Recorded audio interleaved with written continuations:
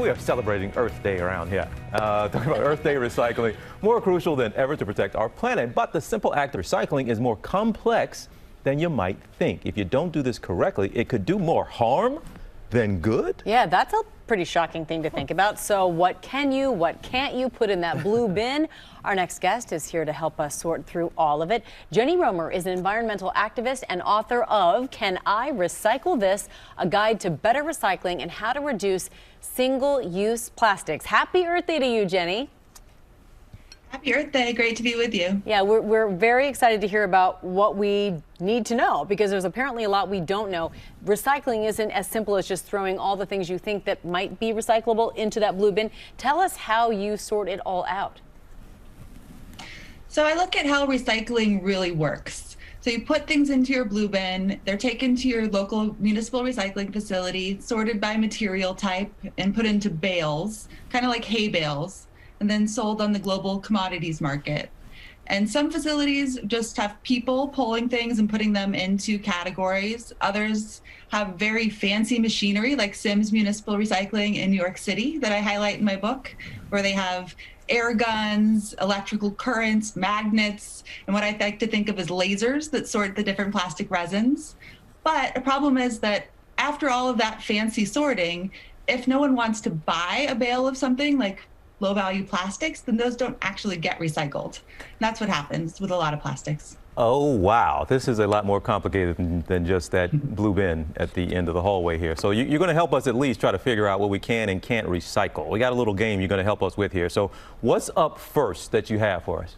So follow your local rules, look them up, and then I focus on what happens next. Okay. So our first item in our quiz are plastic utensils. Can you recycle these? I would think it's yes. Plastic, yeah, sure. Yes. Unfortunately, no.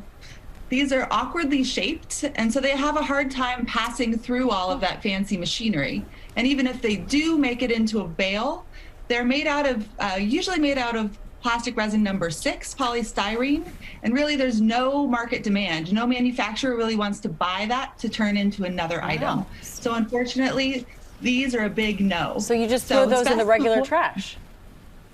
Unfortunately, yeah. Wow. And reduce them as much as you can. So we know that a lot of people are getting them with their takeout and delivery food.